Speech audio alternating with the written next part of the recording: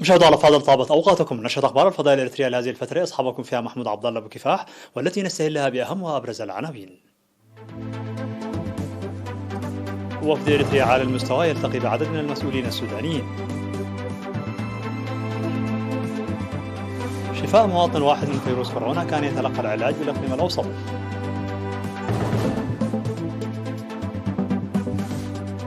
الوقاية العاجلة من أمراض الأطفال يتطلب المتابعة الفاعلة من قبل الآباء.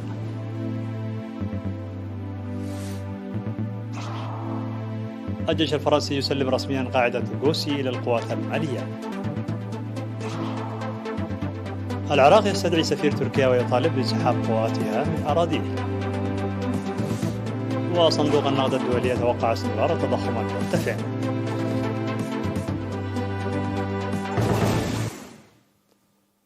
مرحبا بكم من العناوين إلى التفاصيل. قام وفد إريتريا على المستوى المكون من وزير الشؤون الخارجية السيد عثمان صالح ومستشار الرئيس السيد يماني قبر آب بزيارة عمل رسمية إلى السودان استغرقت 5 أيام. سلم خلالها الوفد رسالة من الرئيس سياس أفورقي إلى رئيس مجلس السيادة الانتقالي السوداني الفريق أول عبد الفتاح البرهان.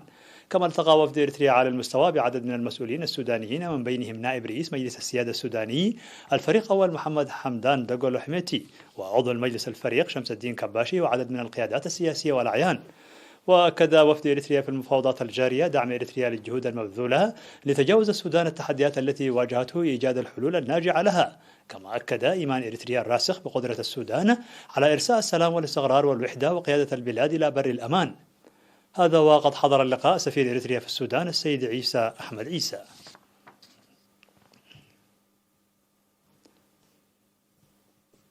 أكدت الفحوصات المخبرية التي أجريت اليوم شفاء مريض كورونا كان يتلقى الرعاية الصحية في مستشفى الإقليم الأوسط، وبهذا بلغ عدد المصابين بفيروس كورونا في البلاد 9733، شفي منهم 9630 مصابا، وتوفي 103 مريض. وزارة الصحة 20 من أبريل 2022. قدمت دعوة للآباء بهدف متابعة ومعالجة الأمراض التي تصيب الأطفال بصورة عاجلة، كأمراض البصر والسمع وغيرها من الأمراض الأخرى التي تساهم في إعاقة الأطفال عن ركب التعليم. وأوضحت منسقة برنامج متابعة الصحة الطلابية في فرع الصحة بالإقليم الأوسط الممرضة لتبرهان عند ميكيل تقديم خدمات صحية مجانية للطلاب وخاصة الأطفال منهم، بهدف مواصلة تعليمهم دون انقطاع جراء الإصابة بأمراض البصر والسمع والأمراض الآنية كأمراض الحلق والأنف والأسنان، داعية الآباء للتعاون مع المهنيين الصحيين والتعرف السريع على صحة أبنائهم. وذكرت الممرضة لتبرهان إجراء فحوصات صحية في الفترة ما بين 2010 وحتى 2020 لأكثر من 23 ألف طالب عن صحة البصر، وأكثر من 41 ألف من الفحوصات العامة للأسنان، وحوالي 21 ألف فحوصات عامة للأذن والأنف والحلق، فيما وزعت نظارات طبية ل 3396 طالبا و2205 معلم، بالإضافة إلى قلع الأسنان الملوثة عن 24 ألف طالب وإرسال 2500 طالب إلى مستشفيات كبرى، فضلا عن توزيع الفرشاة والمعجون لأكثر من 773 ألف طالب. وناشدت الممرضة لتبرهان الآباء للتحلي بالحذر والحد من تناول أبنائهم للسكريات، وخاصة السكريات التي تباع في محيط المدارس، وعلى الآباء والمدارس التعاون في هذا الشأن بشكل جيد. وقال مسؤول وحدة الثقافة والرياضة والصحة في مكتب التعليم في الإقليم الأوسط الأستاذ ستيفانوس قبر هواريات بأن الوزارة قامت بتقديم دورات صحية أولية ل 300 معلم ممن يعملون في تنسيق البرنامج. دعت الرئيس بلاويت رداء قائد المركز الرابع للشرطة الإريترية في الإقليم الأوسط خلال السيمينار الذي عقدته للطلاب إلى ضرورة تعزيز التعاون بين الآباء والشرطة للحد من ظاهرة ارتكاب الطلاب للجرائم والتصرفات المعيبة. وقالت الرئيس بلاويت في الحملة التوعوية التي نظمها الاتحاد الوطني للشباب وطلبة إريتريا في عداق حموس بأن مكافحة الجريمة قبل حدوثها يعتبر من أهم أهداف الشرطة، موضحة بأن حملات التوعية الطلابية التي توقفت بسبب القيود المفروضة لمكافحة جائحة كورونا ستستأنف مع تخفيض تلك القيود إلى جانب احترام التعليمات.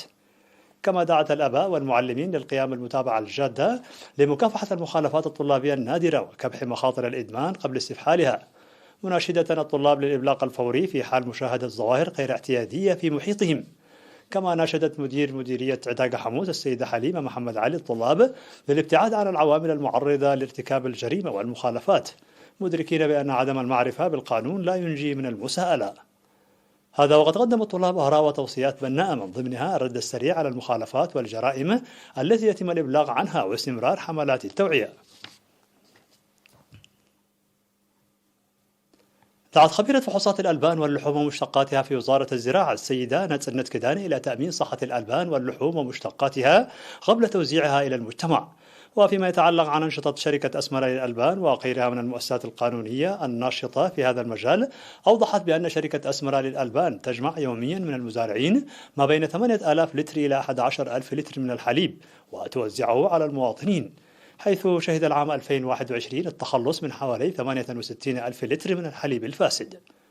وأوضحت السيدة نت الطرق المساعدة للتعرف على محتويات الألبان من خلال الكمية والجودة والمرارة واللون، مذكرة المزارعين بضرورة حماية أبقارهم من الأمراض المعدية كالسل والبروسيلا والإجهاد وغيرها، والعمل على تأمين صحتها باستمرار، مناشدة بضرورة اتخاذ الحيطة والحذر من تلوث الألبان. وذكر عضو اللجنة المركزية للشركة المزارع يوهانس تخلماريام ازدياد عدد المزارعين الذين يجلبون الألبان إلى الشركة، مما ساعد ذلك في تقديم الشركة للألبان ومشتقاتها إلى المستهلكين. وأوضح صاحب مؤسسة رجونا الدكتور عبد الله إدريس معايير الألبان الصحية من حيث الكمية والجودة، مناشدا كافة المؤسسات التي تساهم في تقديم الخدمات للمواطنين وضع المعايير التي يتطلبها إنتاج الألبان في الاعتبار.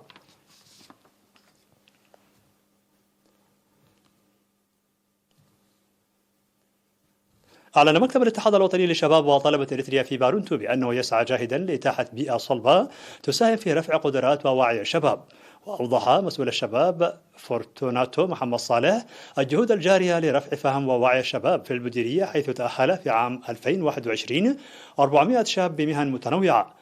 وذكر بأن الأنشطة الشبابية تتمثل في رفع درجة الوعي والتنظيم والتسلح بالمعرفة المهنية، حيث تحقق مكتبة الشباب في مركز بارونتو نتائج جيدة، وأن البرامج الفنية المرتكزة على تعزيز الثقافة والقيم الوطنية جزء من تلك الأنشطة.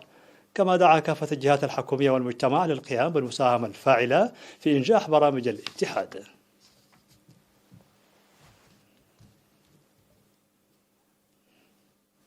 مشاهدينا الأفاضل، كانت هذه الأخبار الداخلية. فاصل قصير ونوافيكم بالأخبار العالمية، ابقوا معنا.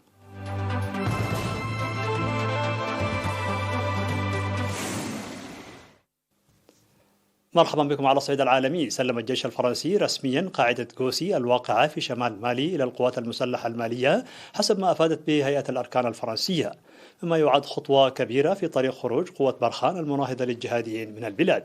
وأشار المتحدث باسم هيئة الأركان الفرنسية الكولونيل باسكال أياني إلى أن نقل قاعدة غوسي المتقدمة أصبح ساريا، موضحا بأن القاعدة كانت تضم 300 جندي فرنسي.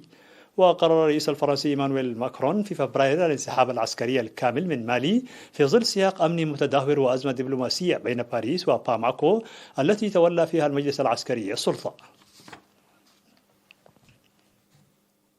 استدعى العراق السفير التركي لديه على خلفية العملية العسكرية الأخيرة الواسعة النطاق الجارية داخل أراضيه بإقليم كردستان شمالي البلاد، وجدد مطالبته بالانسحاب الكامل للقوات التركية من الأراضي العراقية بنحو يعكس احتراما ملزما للسيادة الوطنية. وقالت وزارة الخارجية العراقية أنها سلمت السفير التركي مذكرة احتجاج شديدة اللهجة داعية إلى الكف عن مثل هذه الأفعال الاستفزازية والخروقات المرفوضة.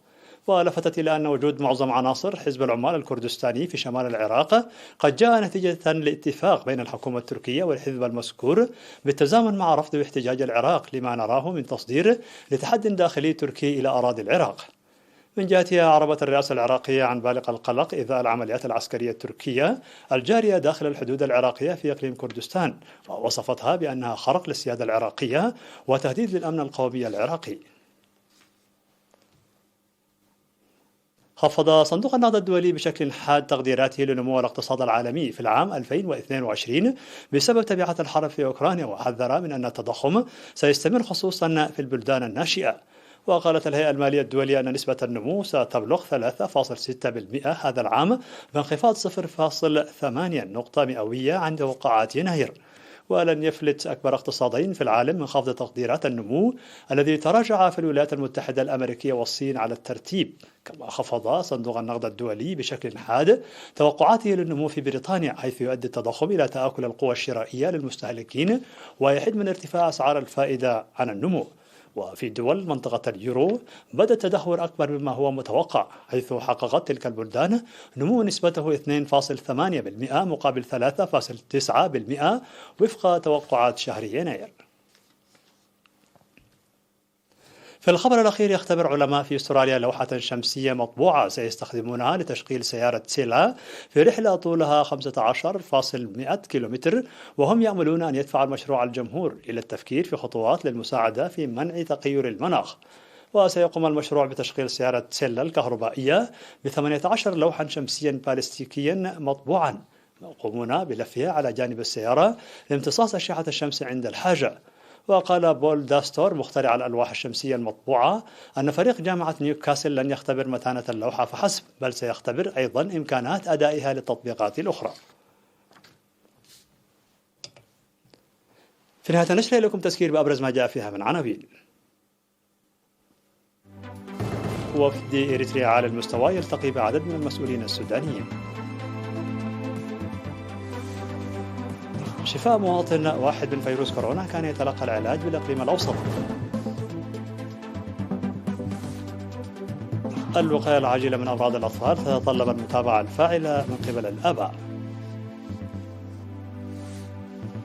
الجيش الفرنسي يسلم رسميا قاعدة غوسي إلى القوات المالية. العراق يستدعي سفير تركيا ويطالب بانسحاب قواتها من أراضيه.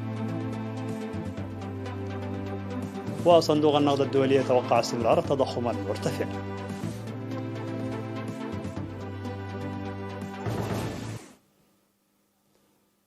مشاهدينا الأفاضل، بهذا نكون قد وصلنا بكم إلى نهاية النشرة. شكرا على حسن المتابعة، دمتم بألف خير.